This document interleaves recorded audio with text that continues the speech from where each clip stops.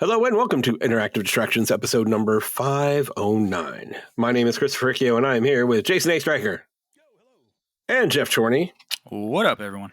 And today we're going to do some distractions, and then we're going to talk about Nintendo Direct a little bit that happened today. So we are recording on Thursday, so shortly after. But before that, see what's going on. If anything's going on with people, Jason, anything going on? How you doing? No, nothing going on. I was just telling Chris that I got a sale price on like 3 of the 4 movies that I wanted from Kino Lorber today. That's Nice. CD4 and the motherfucking house, Remo Williams, The Adventure Begins, and Pray for Death, Rage of something. I fucking forgot. It was an old Sho Kosugi movie, but I got them today for $9 I think a I've pop. seen Remo Nice. Williams. That's like really old, right? Like 80s? Yeah, 86. Yeah. I Okay, think. yeah. I think I've seen that. It's so dumb, but I love it for whatever reason. That's So I had to have that's it. the reason you get them, because they're dumb. Yes, Like it's exactly. dumb fun. There's nothing wrong with that. I love dumb fun. Speaking of fun's dumb fun, I almost bought the 4th one, the Vanilla Ice movie, Cool as Ice. But decided against it. Yeah, maybe Probably next seen that time. too. Yeah, I know I've seen it. I don't remember anything about it. So. Does it have the Ninja Turtle song? Because if it doesn't have the Ninja Turtle song, it's not worth buying. I don't know. I don't remember anything. I have erased it and wiped it from my brain. It's gone now. Probably for good reason. Yeah. As a suburban white boy, I'm pretty sure I was mandated to watch that when I was younger. I just honestly don't remember it either, but I'm almost positive I've seen it. I've also been on an IEM kick lately, in-ear monitors, which are you guys are familiar with them. Yes. But I went up a tier, like the ones that I was buying previously, just to check out, are around the $20 mark or lower, and they're a huge step up from just normal, gaming headsets for sure. But I was pretty happy with the $20 models. There was the one particularly, the Moondrop Chew 2 that I was really impressed with. But for the hell of it, because there was an Amazon sale going on, I got these. Fuck are they called? I forgot what they're called. I'll remember later, and I'll tell you. Anyway, they were like $60, so like 3 times the price of what I'd normally paid. But $60 compared to like a $200-300 gaming headset, it's a huge jump. And I'm really super duper impressed. It's a SimGot EM300s, I think. That sounds about right. Or EM300s. It's a step up from the $20 ones to the $60, also really big too. Yeah, it was pretty big. I'm really happy with it. And it's good for like both music and gaming. It's got like different nozzles for like different scenarios. So if you want it better for gaming, where it takes a little bit off the bass and adds a little more to the high so you can hear gunshots, you put a different nozzle on it if you want to. So it's just, I feel fancy, boys, with these fancy IEMs. It's great.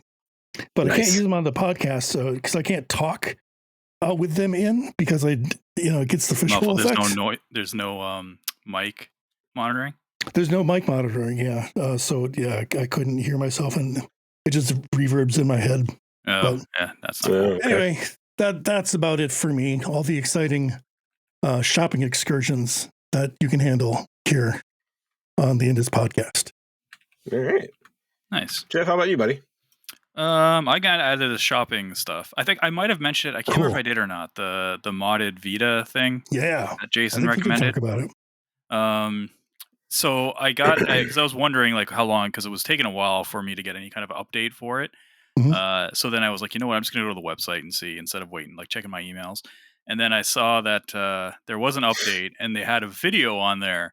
And it was a video, it said quality control, and it had somebody like with the console, like the one that I wanted, the handheld, the blue one, and he's like messing around with it. And I was like, okay, this could just be like any video that they like give everybody to be like, hey, we're really quality control, because you don't know what some of these places, right? That's what I would think. Yeah, and then I like zoomed in on it, whatever, and in the top left corner there was a piece of paper, whatever, with my information on it. Like not my personal, like it wasn't like my address or anything like that, but it was my name, the Vita that I ordered, the size of the Vita, that type of stuff. And I was like, oh shit, this is actually mine, like my quality control one. And he's just like, they didn't actually move the handheld around, so I don't know what it looked like from the back, the side, or anything like that, but it looked like it was in good condition. and Who looks at the back? Who cares? yeah, exactly, true, exactly. Well, that kind of like if it was all scratched up at the back, it would kind of bug me actually, just because I like my Sure. stuff to be pretty good condition. And Pristine. yeah, exactly. So you And then feel fancy like me. yes, and they booted up a bunch of different games, some Vita, some PSP, PS1, and they all worked and stuff. And I thought that was cool. And then I got the shipping notice like the day after. So Oh, awesome. hopefully that comes. And they said it takes about 6 to 8 days, but again, who knows? So hopefully next week, but we'll see. Kick ass. Yeah, that's a lot pretty sooner excited. than I expected, actually. So Yeah. based on what you told us in the Discord last time, because at that point you were just at the quality control point. It hadn't been shipped That's right. yet. So No, it wasn't shipped yet. cool. Yeah, it was the day after, 2 days later, I got the shipping. Like it's been shipped. Awesome. Appreciate the update. Thanks. This I'll maybe by next week I'll do a official unboxing live. Oh, show. By live, I mean live on the show, not live. You're not going to be able to wait. Are you kidding me? Oh hell no! You get that If it arrives on the day we usually record, I think I could probably at least wait to kind of just boot it up for the first time, and I'll describe it, but maybe not. Maybe I'll just open it up, and just show it on camera. Yeah, I'm not. Yeah, you're right. I'm not going to be able to hold it out. There's no way. Nope, you're not. You like to when play I with bought your my toys. Switch, the year I got my Switch, I bought it to open it up on Christmas, and I think it lasted. Actually, I think it lasted a good week or two before I finally caved. I was like, I'm opening this thing.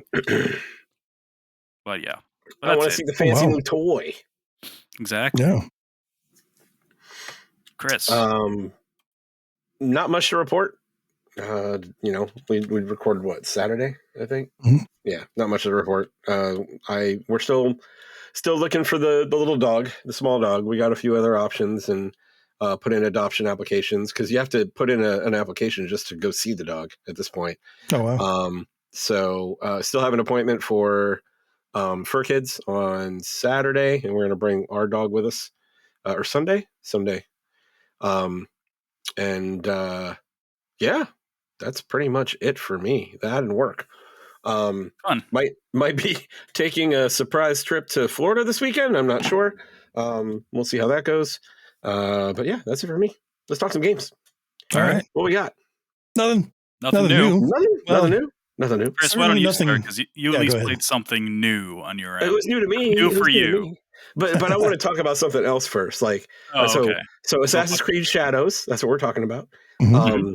And I got it on PS5, and I got the physical edition, and it was 107 gigs, and took 2 days to install. Like, I don't know. So this is something like I was chatting with Jeff about this when we were playing Split Fiction the other night, and started installing it, and it got to about 40 something %, and then the PlayStation shut off because it was idle. God. So I didn't realize that it was going to stop copying. I probably should have thought about that. It's like, yeah, the motor's not going to run while it's off. But yeah, I didn't even think about it at the time. So booted it back up. And the next day, like, it was saying 3 hours the whole time, right? When it was installing the first day. Booted it back up the next day, and it was like 52% or something like that.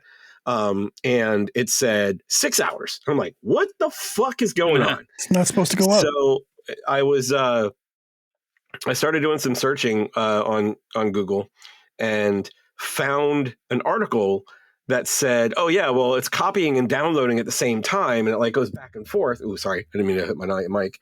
And it goes back and forth. So if you don't have your wireless, and for some reason, if you don't have your wireless set to force it to 5 gigahertz, it's not going to. Oh, and I'm like, what? So I went and looked, and it was on automatic.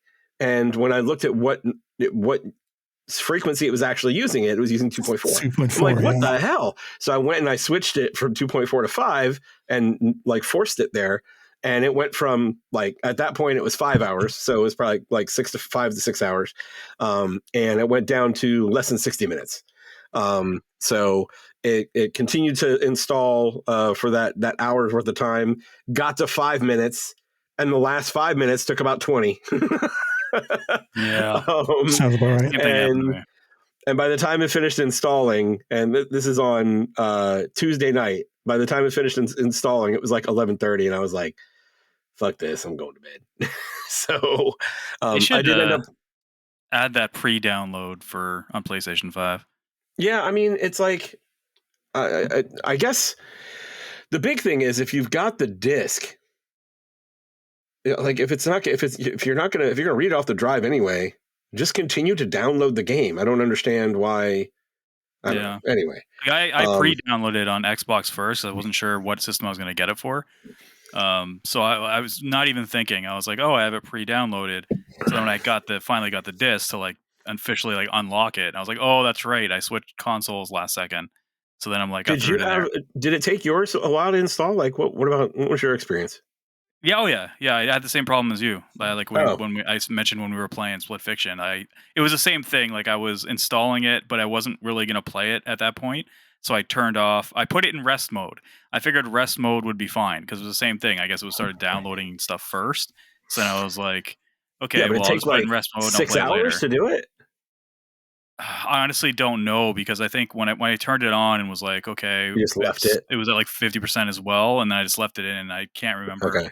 I can't remember which day I started playing it. If it was like that Thursday evening or if it was like earlier in the afternoon. But I don't Yeah, think that it was didn't frustrating. like. It was just like the morning. Like I got it and then I started it. Then like I was playing it later that night, so I can't remember how long Mm, it took. But same thing. I put it in rest mode and it doesn't read the disc. So yeah. Anyway, did get it installed. Started playing it yesterday. I only got through the prologue, so I don't have a whole lot to report on. You haven't But I played do yet. like how Jeez. yeah, I I only played it for like I was only had like an hour or so Yeah. available to play it. So you're not done the um, prologue then, or you're just not done the intro well, yet. no, I'm done with the prologue. I got the title screen and it said Okay. I got the trophy that said the prologue was complete. Hmm. So Well, yeah, I guess the partially. yeah. Uh, but I am glad that they let you at least try both characters in the prologue. Hmm. Is it go back and forth or do you choose one and go? Depends how you want to do it. You can do there's something in the options called canon mode, which I chose. So it'll automatically assign you um which one I guess the game thinks you should be using for a certain mission. Hmm. Because I don't want to go to one where I'm like, oh, I should definitely be using stealth here and then whatever. But outside of those parts, you can pick whichever character you want Oh, I at see. any I see. time. Okay. I Yeah. think I put canon mode on too, so I guess Mhm. I guess I'll run into that. But Yeah, you'll still have um, options to choose one or the other, but there's just some main story ones it'll just pick for you, and you won't even know. It'll just throw you in, and all of a sudden you'll be like, "Oh, I'm Yazuki now." So yeah, gotcha. Yeah, like I don't remember their names, and you just said one of them, and Yazuki uh, and Naue. Naue. Yeah, Naue is super squishy. Yeah, Like at first, just yeah, like yeah, that first mission that you run into is like I don't know if it's just me or if I'm not used to it, but like it feels like the attacks come really fast. they do. Yeah. I haven't gotten used to the timing of the parrying and the dodging because of how quickly they come. Mhm. Like the red attacks seem to take longer, so it's Yeah. easier to dodge, but it's easier to dodge attacks than it is to parry right now because I'm still Mhm. getting used to the timing. Um, but yeah, I ended up using all three of my rations on that first that first mission where you go in and you try and help your father out, and I was like one hit, and I was like, all of her life is gone. What happened? You know. Um, but the stealth felt pretty good. I like the shurikens. Not well, they're not shurikens. What are they Kunai. called? Kunai. The kunai. That's it. Yeah. So I like the kunai. Like those were that felt really good. The movement felt pretty good. I think like there's the in the prologue there's one part where you have to like where you're essentially being chased. I'll say it that way. Mhm. And I did have a little bit of trouble there, just like getting used to where she should be able to go and where like how you would use grappling hooks when you need to compared like because the she had her blade out and like L1 does something with the blade out, but L1 also does the grappling hook. So you have to be watching for the prompt and Yeah. that Yeah, like I that feel like bugs me. that could have probably been done better, but um the one thing that you guys were talking about was how good the game looks, and it looks really good. I Right? um Oh my god. After like 25 hours or so in, I think I'm willing to say it's the best looking game on console so far this yeah, gen. how are you playing it? Are you playing it in I'm doing the fidelity or are you 30. playing I'm doing fidelity. Yeah, yeah for sure. Because I don't have a problem with 30 frames. And it was actually one of the first games Digital Foundry was like, they recommend the fidelity mode over the performance mode just because of Oh, really? how much better the game looks in 30. Oh, okay. Yeah. Maybe I'll put it. Maybe I'll do that. But I'm playing it in balanced right now. So if you have 120 Well, hertz, you have you can do the 120 40 hertz. So frames. yeah. Um, I think so and that's pretty much the same as the fidelity mode as far as I think, or just good. slightly reduced. Yeah, Yeah, I can't quite remember, but I don't have that option. gotcha. Yeah. So, but yeah, so far so good. I'm enjoying it. The story behind the samurai dude is interesting so far. I'm very interesting. I'm interested to see how these characters are going to collide because I feel like that's going to happen. But yeah, I mean that's They like all I both really got walk so around far. a corner and shit and just knock into each other. Knock into each Yeah, other, yeah, and you exactly. know, SK the drops guy is all his much bigger, books. so she's going to just fall over, right? Now So he's at an arcade with her friend, and then they're leaving, and then he busts through a wall, and Oh comes through. yeah, I'm that's Yasuke. what I was thinking. Oh He's a unit. yeah. You'll get used to the controls for sure. And now he gets she's definitely more squishy for sure, but she gets to the point where you can do so much cool shit, like take down enemies really quickly Yeah. that Yeah. it's not as much of an issue. But she's really meant not to be taking on a bunch of dudes at once. She's meant Yeah, to be of course. stealthy and Yeah. But I yeah. do like that, you know, if you're in shadows, then she's considered Hmm. stealth, right? Mhm. That's pretty neat. But I like do you guys get like audio overload in this game cuz like there's so many different like notifying sound effects like going in and out of cover there's a sound effect for that like when you Oh, I get didn't notice that actually. yeah it's like No, same. when you get um when someone sees you I think there's a sound effect like there's so many like little sound effects here and there that it was kind of overload for me and I couldn't keep up with what was what so but yeah check you know guys pay attention to that while you're playing because it's certainly something Well, I'd that rather was not because if I haven't well noticed it, I yeah don't want to don't notice it. don't But no, I have not had that problem. I play with mostly like headphones on too, so it's right up in my shit. I mean, I don't have um the in ear monitoring. But what do you have, Jason? IEMs. Yes, those IEMs. things, IEMs IAMs. no But they're AMs blasting. it does have a colorblind mode which I turned on but it was weird because the colorblind mode that I put on didn't have red like as one of the colors that it was showing at least it may have been there but I might have missed it but How do you miss one of the colors? no what I'm How did saying they is forget? No. How yeah did they forget red? God damn it. and It's that's just so like green and yellow. but what I'm getting at is like the unblockable attacks are still Mhm, coming in red and like when they show the colors that like as an example I didn't mhm. see anything that was that color so I'm wondering if I switched it back somehow or if I just didn't notice it I'll have to go back and look but other than that like the colorblind mode is nice it's like they it's very simple there's only like 4 colors that you have to worry about and they do a good job of changing it into things that I can see so that was nice but yeah I mean that's pretty much it so far not much else to report just the game's looks great still getting used to the controls, but I'm looking forward to putting more time into it. Yeah, man, I'm loving it. Like I said, I'm about 25 hours in, and the first like 17 of that was barely me touching the main story quest. So I was like, I should probably Oh yeah, go past this a bit. So I'm was it at just like exploring and doing side just quests, doing the or side stuff because what it does is you do a bunch of side stuff, and if you kill those samurai dosho guys, they give you like a mastery point, and those start building up after a while. But you also have to open up these knowledge points, which are also these side things on the map, which they're shared between. Well, everything you get is shared between your both characters in terms of mastery points and oh that's good. knowledge. Mastery points are what unlocks the abilities, and then knowledge points is what unlocks the tiers of abilities. So you could have like 30 mastery points, but if you haven't unlocked like any more tiers of abilities, they're You useless. just You can't can't do use anything them. with them. Yeah. Yeah, So I made it up a thing. I'm like, I want to get to like, I think I got to tier 3 before I even got to the point where you can even use Yasuke. Um, which is good because you get a shitload of abilities you can use right away. Bad because it's a terrible way to learn a character and what abilities do because you open up so many at one time. And I'm like, I forget what these things do. So I kind of had to like scale back, be like, yeah, I'm not going to open up all these abilities right away. Just I'll stick to a few for a while. But I'm at the part now where I can switch between both characters, and Yasuke's fun. I like him.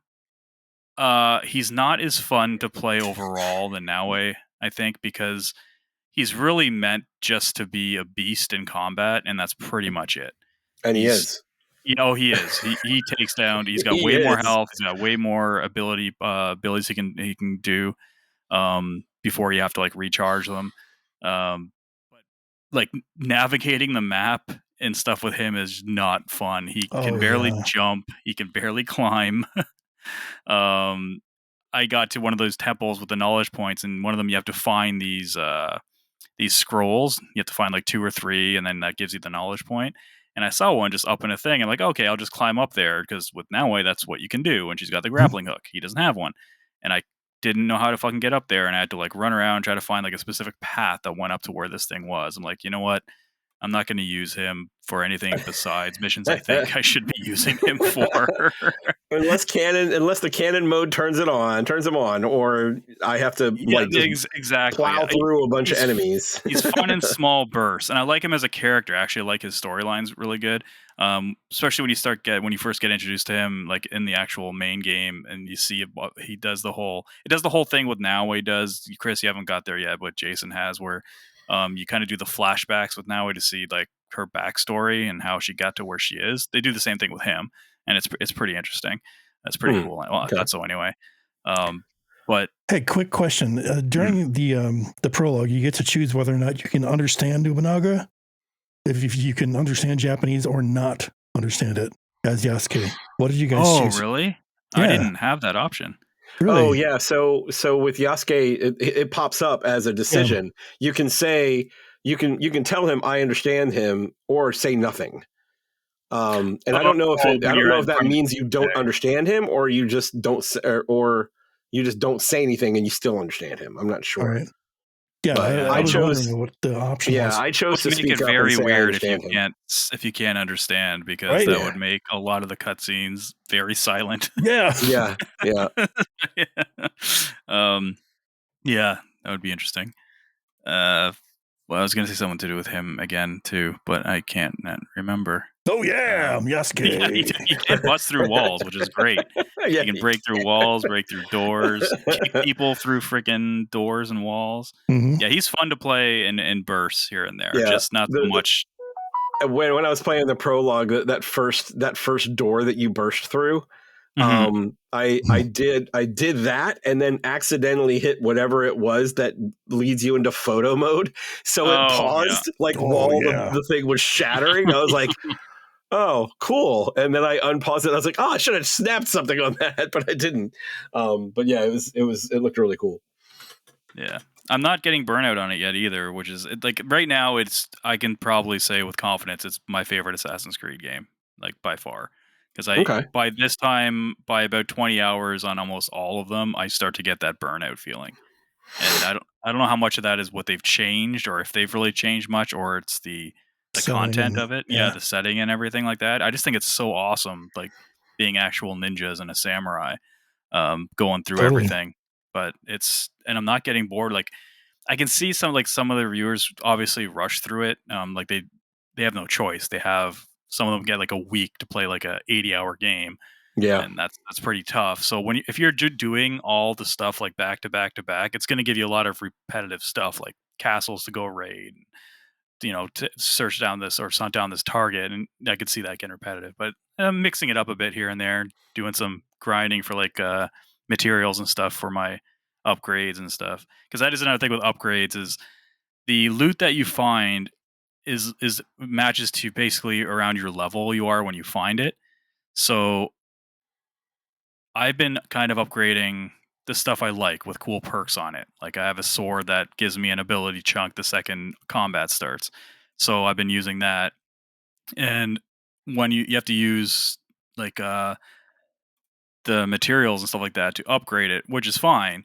But if you're only upgrading by a couple levels, it's kind of like a big percentage of the materials, but the more levels you go up with a certain one, it's less and less. So taking a weapon from level 10 to level 20 is almost like better to do like in terms of like the economy of the game than to bring a level from like 20 to 22.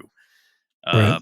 So I'm kind of hitting a point now where it's like I have to use a lot of resources to upgrade my weapons that I'm using. So I've kind of had to switch to some that I have to give up a perk or something that I don't really want to, just to kind of keep my damage up.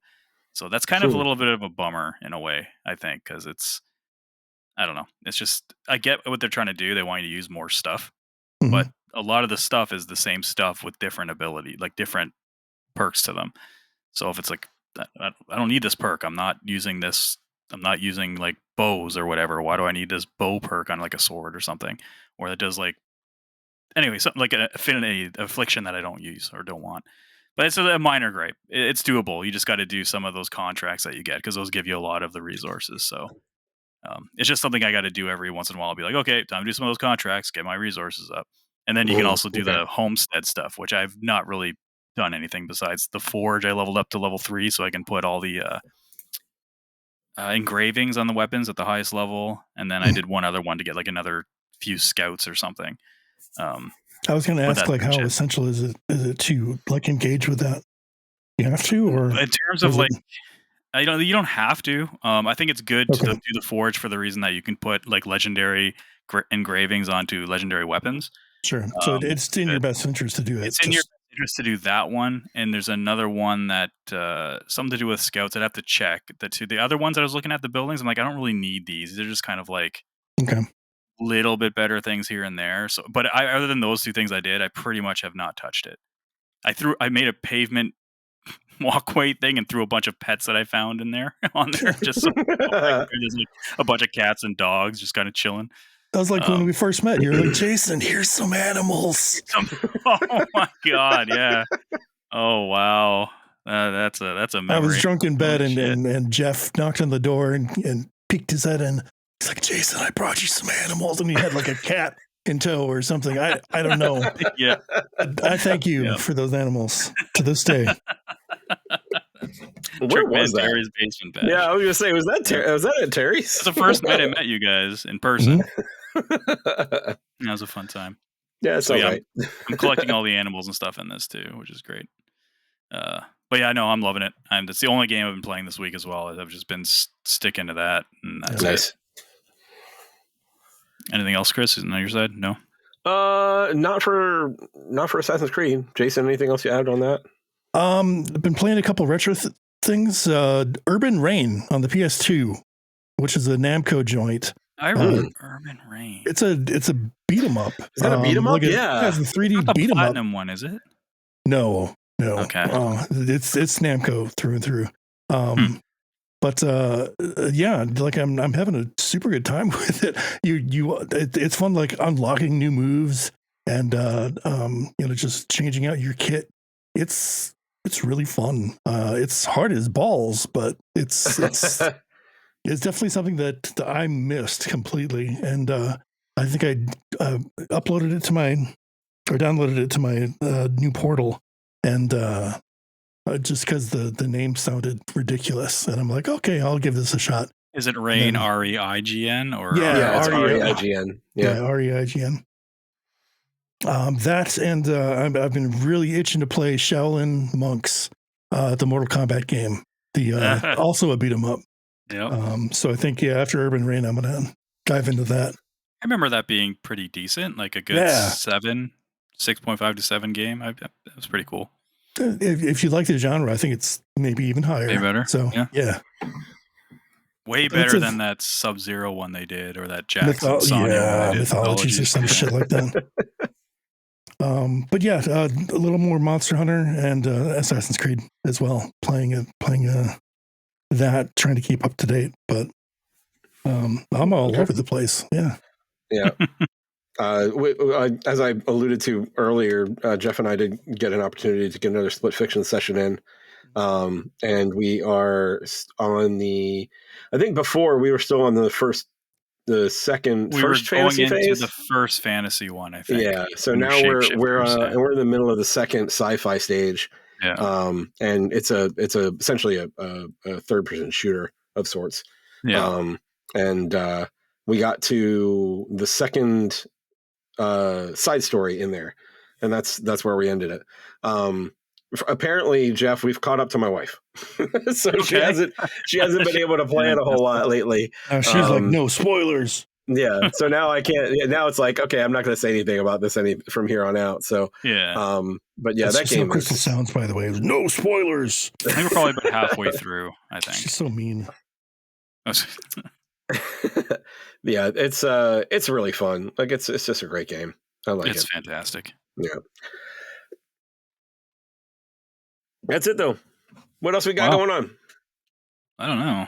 You want to talk about that Nintendo Direct stuff? Well, we got some other news first though. Okay, well, let's do that. Yeah. Let me pull it up there. See, Jeff keeps us organized. He keeps us in line. He's got a document and everything. He's got it all figured out. It's I don't know where we'd be without Jeff. I keep you guys organized, but I don't keep myself organized because I'm sitting here trying to pull it up. One little one. So Indiana Jones, my personal 2024 game of the year, and it was on Chris's list. It was great. Jason, I don't think Jason, did you play it? You didn't play it, right? I installed it. I played 5 minutes. I think it was in the 5-minute roundup. And yeah, it looks great. Awesome. I'll get to it someday. If you want to get to it, you have another chance coming to PS5 on April 17th. So that's the release date that it got. So that's in a few weeks. Just get it on Game Pass. Yeah, give it a shot there. Well, you can't really do that if you have a PS5. I know. It doesn't quite work there. It's not on there yet. Microsoft, as much as Microsoft would like it to be. Yeah, right. I thought everything was an Xbox. Come on. Everything's an Xbox. Everything but a PlayStation. And a Switch so far. Ubisoft. We're liking the Assassin's Creed Shadows. It seems to be doing pretty well. It's the fastest selling Assassin's Creed game just behind Valhalla. Wow. But it's going to take a lot to save kind of that company because they were kind of in trouble for a while. They've had a couple bombs recently with Outlaws, which Chris and I both really enjoyed. And then I'm trying to think of what their other Prince of Persia: Lost Crown bombed sales wise. Great game though. Such a bummer. I'm so sad that game didn't do well. It's like, this is I'm why really we can't have surprised. nice things, people. Like apparently that's getting a mobile port. Like It I is. didn't Yeah, think that. that's weird. But hey, you know what? Anyway, more people end up playing it. That's fine. It looks like a really good way to play it because it's just like additional accessibility options and like difficulty stuff. Like they let you you can take one hit before you die. Like if you fall on spikes or something like that, which would probably result in insta death. So you get a little more leeway that way. But gotcha. Okay. Stuff with the controls as well. Well, Ubisoft are actually creating another subsidiary of Ubisoft, and Tencent has invested 25% into that new subsidiary, which is at the cost of $4.3 billion. With that comes Tencent's going to own the IPs of Assassin's Creed, Far Cry, and Rainbow Six.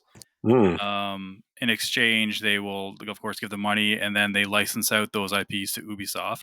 So Ubisoft will still technically be making the game under their umbrella with this subsidiary company or whatever they decide to do with it. And then they're going to handle the other franchises they have. So that's probably going to help out Ubisoft quite a bit. I feel like this is the second time that they've kind of been rescued. I think they want them get sold, but they're wanting too much money. And that's where Tencent kind of came in and said, we can spend this amount of money. What can we get? And they're like, we can give you Assassin's Creed and a couple other things, but we really want this amount. And they're like, nope. So way too much. Yeah. And they'll I wouldn't be surprised if they start selling off some of their other IP too. So some of the more dormant stuff. Like they're still gonna have control of like the Division. So another Far Cry is also included in that. I might have said Far Cry. Oh wow. Okay. So Far Cry it's Far Cry, Assassin's Creed, Rainbow Six goes to the Tencent part of it, the new subsidiary, and then all the Tom Clancy stuff outside of Rainbow Six, the Division, stuff like that. But who knows what's gonna happen to like stuff like Rayman. I mean, Splinter Cell, that's, as far as we know, that remake is still being made. I wouldn't be surprised if they try to sell those off as well. I'm sure, but like at some point it's like, why don't you? Well, you're trying to sell the whole collection, but you're selling one or two titles each time, and it just devalues your company at that point. For sure. So, but at 10 so cents, I wonder what they'll be left with eventually. Yeah, definitely. But it's going to keep them afloat for a while, at least as a company. They don't have to liquidate everything like THQ did like years ago. Which is also the 10 cent, if I remember correctly. I think they bought a shitload of it, or one of the other big conglomerates. Or the Embracer Group or something. It might have been Embracer Group, actually, and they did fuck all with a lot of them. So yeah, we'll see what happens there. And that's pretty much the only the two news items before the Nintendo Direct today. Nintendo's first Direct in a week. So the one we're going to talk about today is the Switch 1, the last Switch 1 Direct that is focused on Switch 1 stuff. Next week is the Switch 2 stuff. So let's talk about it. End of an era, man. We don't have to go by everything one at a time. There's some stuff that's not. We don't have to go by every. Because that was one of the things I mentioned to before you came into the room. I was like, "Is it just me, or was that just not very interesting?" So I'm sick of all these cozy games. Jesus Christ! I'm sick of planning shit. I'm sick of cozy games. I'm sick of visual novels. Give me some fucking gameplay here. They're definitely saving some of the stuff that was kind of expected this one, I think, for the Switch 2 one. Because I think Wind Waker HD is going to, like, whatever, Twilight Princess, the stuff that's been stuck on the Wii U, because I think they want to take the bigger titles and attach them, even though they will probably play on the Switch 1, they want to attach that recognition to Switch 2. I think, because it gets more people talking about it, more people be like, hey, you need to get a Switch 2. So let's get more people crashing the lines and hogging up all that bandwidth when you're trying to pre-order one of these next week. Which it should go on sale actually on April 2nd. Best Buy Canada put up on their website. I'm going to be like refreshing, waiting for that Wario 64 post that says on Amazon now. Mm-hmm. Yeah. So what do you guys? What are some takeaways you guys have from this? We don't have to go through everything, but what's something that stuck out to you? There's a couple on here that's definitely stuck out to me that I was like, okay, that's cool. All right. Go ahead. Okay. Well, yeah. Okay, Chris. Okay. Well, Chris, you go. I don't want to go first. All right. Well, I mean, they started out pretty strong. Like, I'm still not happy about the price point, but I'm glad to see Dragon Quest 1 and 2 HD 2D remake. Like, I'm glad that is a thing. It's not a thing I'm going to buy right away. I'm going to wait until it's on sale, but I was happy to see more of it, and it looks good. I'm happy with where the direction they're going. I just want to see a smaller price tag, so we'll see how that works out. So I'll start with that. That's not going to happen. It's going to work out. It's going to be expensive. It's Squeenix. Yeah, it's going to be $50 probably. Yeah, for sure. So, Jason, X-Men beat him up. Yes.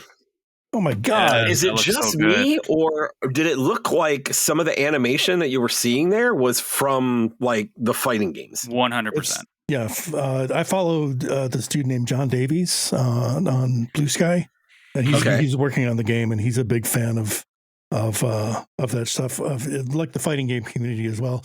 He even had he did the pixelated, like, animated shit in the X-Men 97 cartoon. There was one episode where they played the X-Men like beat 'em up game. He did all of the sprites for that, and I think that's how he got this gig. Nice. Okay. But yeah, he had I don't know if you guys have ever heard of the Mango Sentinel. No, I don't think so. I've heard the color. It's like the color of the Sentinel. It's an old fighting game meme essentially, and he made the Mango Sentinel in the X-Men 97 episode. So yeah, cool. There's some knowledge and love going on there. It looks awesome, and it's the same developers that did Shredder's Revenge too. Because right away, the two things I noticed were this looks like Shredder's Revenge, and also they look like more of like, not chibi, but they're just like a more condensed version of like the Children of the Atom and the Marvel Capcom games. Yeah, like the animation from the fighting games is there, but like the character models are the sprites are definitely smaller and like, I don't want to say cutesy, but that kind of is what it is. They're a little bit more cutesy. Yeah. They're like a teen, like. They look like, honestly, it looks like Shredder's Revenge. Like, seriously, like if you could picture the X-Men like that type of style, that's kind of what it looks like. And I'm totally for it. It looks very awesome. Bright, very colorful. Yeah. that was probably my number one thing from Lots this. of animation, just looked really great. Yep. That was definitely my number one. Another one that I had, which I think is cool, not game related whatsoever, but it's the virtual game card that they showed off, which is really fucking cool. And I think Sony and Xbox need to get on this. I'm not sure how I feel about this, to be honest with you. What's wrong with this? Well, let me explain it first, and then we'll see what you're like. So what it is if you have a digital, if you can buy a game digitally, and basically you can, if you own more than one Switch, you can transfer them between your Switches really easily. And anyone who has that now, apparently that's kind of a pain in the ass to do, if you have more than one Switch. And you can also, if you have somebody in your, right now it's set to just people that are in your family plan, which doesn't mean it has to be someone in your direct family. Like it doesn't have to be like they live with you. Like people can be in your family plan across the country if you want. No, they need to be in the same household if you're going to swap games. They said really? Local Wi-Fi connection in order to do it. You have to be able to connect to the other Switch, right? I thought that was only when you're connecting it for your own Switch. No. Really? No, yeah. Oh, well, then that takes away the whole point. Like, why won't you just buy it physically and then you can just be like, here, lend it? Because I was going to say, if you could do it like remotely, like over the internet, that's fucking great. Because it lets the person technically borrow your digital game for up to 2 weeks, right? And then the license goes away, kind of thing. But that's the thing. It's like today, can't you have the if you're logged into your Switch with your account on both Switches on your account, can't you just download it on both? Can you not do that? I don't know. I only have one Switch. You can. So I don't understand what the goal is here. The way that we have it set up at home is Griffin has the main Switch, and that means that he can play the games offline, essentially. So he can play everything offline, play it in the car, whatever. My account, or my Switch, I should say, still has the same account, but I need to be online in order to authenticate every time that I load up the game. Right. So I can't use it in the car, but he can. Yeah. So it's kind of like how PS5 and Xbox do that. Yeah. Like game sharing. You like have a primary PS4 or console. PS5. Yeah. And then as long as you're logged in, you can download and play it on anything. Yeah. So then I don't really get the point of this then. So I take it back. Because if it's just people in your household that are just in the same Wi-Fi, I don't see the point of that. Just I will say this, and then they can go over to their friend's house. Yeah, so they said that like if you're doing your own Switch, they specifically said the first time, right? Yeah, you don't have to connect. And then, but they didn't really mention that part when they were talking about the family Switch, the family trade. So yeah. I don't know. It might be every time. It might just be once.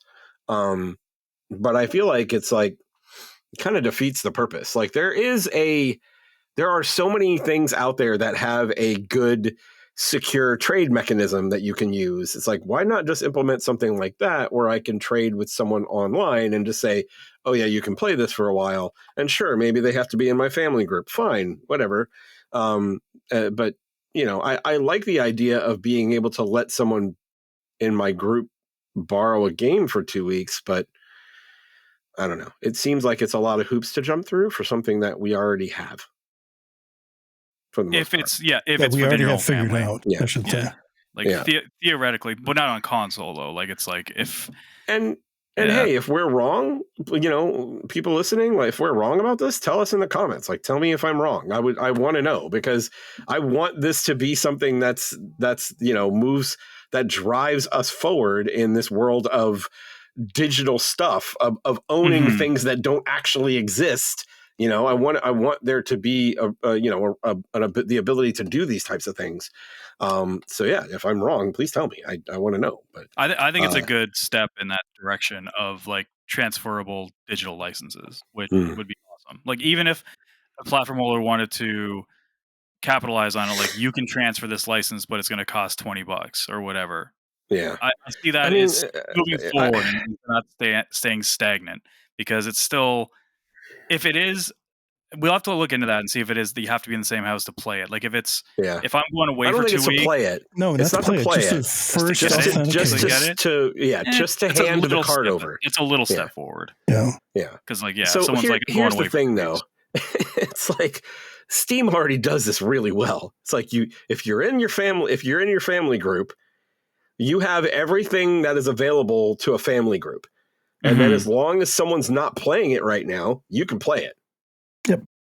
And it works great. Like I have my entire library, my wife's entire library they're both open to the kids. Well, most of it.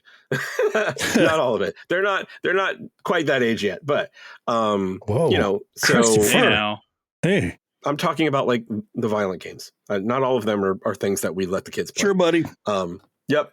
But it's not. It's really intuitive. Like, and you can actually set it up so that it categorizes everything. Like, these are your games.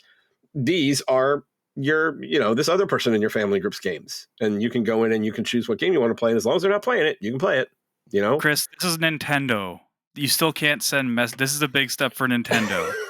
And we all know Steam is way ahead. Like, we're talking like the locked consoles here.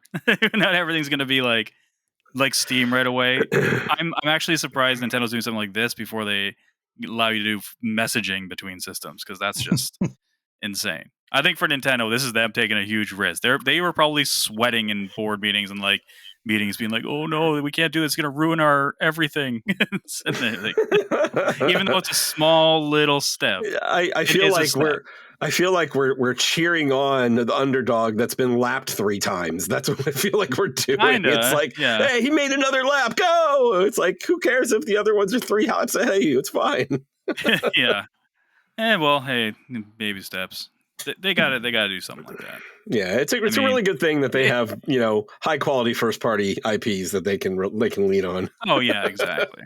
And it does totally diminishes the whole idea if it is like you have to have them in your Wi-Fi for the first time, even if they can still play it after they leave. That is, that kind of defeats kind of the purpose. Yeah, it's I'm hoping that it's a little bit more lenient than that. It's another layer of just like annoyance, I think. As far as I'm concerned, like I've got a good system worked out right now. I don't need to complicate it any further, but it's going to be complicated soon. That sucks. Well, you could probably still do the one system you have, right? I don't know. Because I don't think they're going to change that. If it's like, at least I hope they wouldn't, because that would make it really dumb if they took away what you can already do. Right. Yeah, I agree, but I think they're gonna. Boo. We'll see. So I think we can. Are we all pretty excited for Metroid Prime? Yeah. I'm not super excited. No. Okay. Like we knew this is coming forever, but at the same time, like I'm also not a huge fan of the Prime games. So yeah, I unfortunately am in the same boat. It's like I finished the first Prime game and I remember really enjoying it at the time, and then I got probably about 10 hours into the second one and just stopped. And like I bought the remake for Switch and booted it up and started playing it, and I was like, oh yeah, I remember, this is cool, and now I want to do something else. I don't know why, but I'm still going to buy it. I'm still going to try it out because they tend to do a pretty good job of adding like little features and things that are make it enticing, but we'll see. I think this is going to be a Switch 2 launch game as well. Like I think they've got it prepped for both. Yeah. That's why I think they didn't put an actual date on it, because they want to save that for next week. Mm-hmm. I think they were just giving people something to chew on until next week, and then next week they're going to say that it's going to launch with Switch 2 for $60 or whatever. 70 probably. Nope, they're probably going to up the price for Switch 2. Huh. Yeah, I'm in the same boat. I played Metroid Prime, the first one, for the first time with the remaster, which I really, really liked. But towards the end, it really starts showing its design, like how like old that game design is. And I've heard the second one's kind of similar, and the third, I liked what I played of it. But this didn't show on me anything that it's any different than those ones yet. You got mind power, psychic abilities, yeah. You got psychic abilities, but I want to see how they're utilized besides just what they showed, which is like, yep, that looks like psychic abilities in every other game. But if it's solid, it's solid. I just hope they really change up some of the mechanics in it and how the levels are laid out, and the amount of people love this shit, but I hate banging my head against the wall trying to find something that's really vague in a quest description or something like that, especially in something like that big. It's like, ugh. What I'm saying is I want a fucking marker, map marker. Yeah. Your point. Or at least the ability to turn it on. Good time for that shit. Jason, anything else on your end? I'm looking at the list trying to X-Men figure beat out 'em what up. other games. X-Men Yeah, beat X-Men 'em beat up. 'em up. Patapon 1 and 2, I mean, That I was a played those on surprise. Marvel PSP. beat 'em up. Sorry? That's a Sorry, what? it's a Marvel beat 'em up, not just Marvel beat 'em up. X-Men. Not just X-Men. Yeah, there's Nova in there. There's okay. Yeah, the Patapon announcement was a surprise because for a while I thought Patapon was specifically PlayStation, but it's not.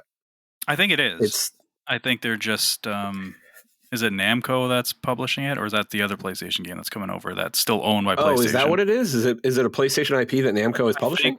I think they're publishing it, yeah. Or that I could be getting that mixed up. There's another PlayStation property that's was also announced that is coming that is still owned by PlayStation, but they're having Namco Oh yeah, publish it.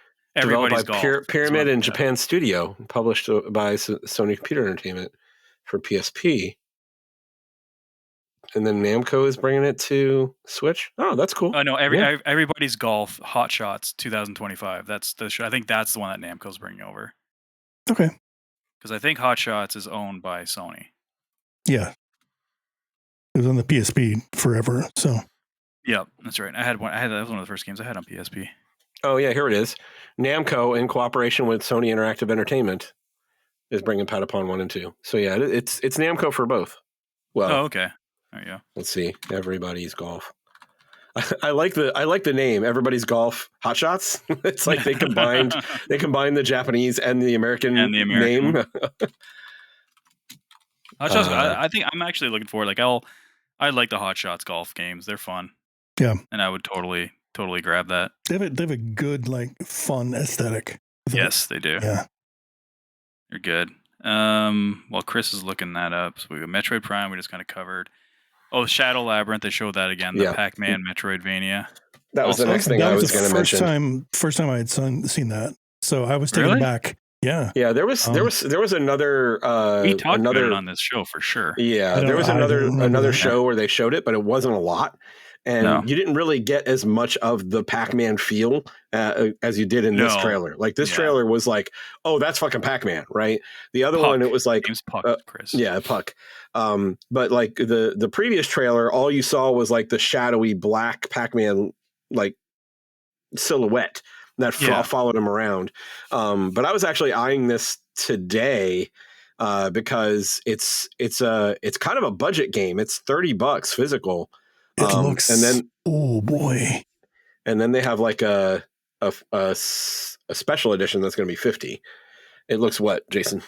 Not good, Chris. You don't think it looks good? No, I don't think so. I don't think it looks good at all. I'm sorry. I thought it looked okay until they started getting to that big, when he became that big creature thingy or whatever it was, like mech thing. I was kind of lost me at that point. Yeah. I'm intrigued. It'll be interesting. The Gradius Origins, if you want, I guess that's Konami, right? Yes, and a new Salamander is pretty cool. I dig that. Salamander 3, yeah, is that right? Yeah, I think so. That's August.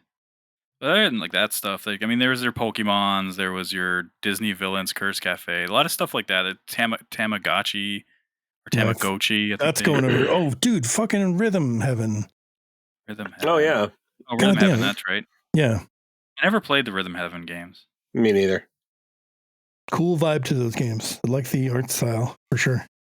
Kind of, when I was watching that, it kind of reminded me of like the WarioWare type stuff, but with rhythm. It's exactly what it is. Yeah. Oh, well, very cool then. Then I'd probably dig it. Yeah, I'm trying to think, like that Saga Frontier. I never played those games. Saga Frontier 2. I've never played the Monument Valleys. They 1 and 2. They're doing a remake, and then the 3, I guess, is coming out at the end of 2025.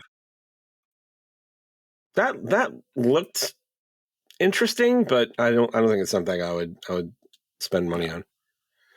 And they had that remaster, that Raidu, which I've never heard of. I'm not sure if you guys have played those. It looked kind of like a Persona-like game, and it's a remaster. Or is the Devil Summoner? Yeah. Is it Devil Summoner? Yeah, I guess. Yeah. Never played those. Same. That's June. And then, I mean, they ended up with a Nintendo app, which you can download today, and they're going to start updating it starting next week on the Switch 2 thing. You can download it to your phone. It basically is going to be like your Nintendo portal to like all things Nintendo news and stuff, and a lot of information that they trickle out there every day. This is going to be the only way that you can reserve a Switch. Oh my god. It has widgets. Could you imagine how fucking awful that would be? That would be bad. Oh, Jesus. That would be rough. Oh, Lord. No, thank you. No. Yeah, I mean, other than that, there's not really a whole lot else that I saw that was intriguing. That I mean, if game you're that into looked like Pokemon, there's Cuphead. another Pokemon game. Yay. I mean, I'm sure my son will be happy, you know? Yeah, that's we missed out on that. Like, our generation is like just a few years past the Pokemon thing, I think. Yeah. Like, pretty much anyone my age aren't really interested in it. I played the first one, like Pokemon Red and Blue. Like, I played that one, but that was it. Like, I didn't finish it. I got like to the second gym, and I was like, all right, I'm done. You know, it's as much of a completionist as I am in games, like the collectathon game is not really my thing. And I realized that it definitely wasn't my thing when I tried to play Monster Sanctuary. Because Monster Sanctuary is literally like Pokemon crossed with a Metroidvania, and I still couldn't get into it. It's like you literally crossing Pokemon with my favorite genre in video games, and I still don't want to do it. So what is that on? Is that like new it's on or is that old? Steam. It's pretty old. It's several years old, but it's on several different platforms. Several years. Like, are we talking like 10, 20, or are we talking like? No. We're talking like 5 or 6. Yeah, 5 or 6. Yeah. I wouldn't call that. It was on PS4, I think. It was that gen, and I think it's on Switch as well. But see now I want to see when it was released. Monster Sanctuary release date. 2019. It was 2019. Yeah. So what did I say? 5 years? So yeah, 6 years. Almost. You said 5-6 years. So yeah, you got it.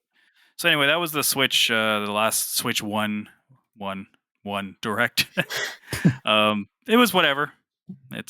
I don't think it was a great show for if it was the last one. If there wasn't having a Switch 2 one next week, I think people would be much more disappointed in it. Sure. But we got the Switch 2 one next week. So a week today, I think. Next Thursday, the 2nd. The 2nd, they said? Yeah. Mm-hmm. Yeah, so 2nd is Wednesday. Yeah. Was it the Wednesday? Yeah, okay. Gotcha. So good deal. Yeah, we'll have that to talk about next week, and then talk about how overpriced or perfectly priced the Switch 2 is. It's going to be, what, 400, you think?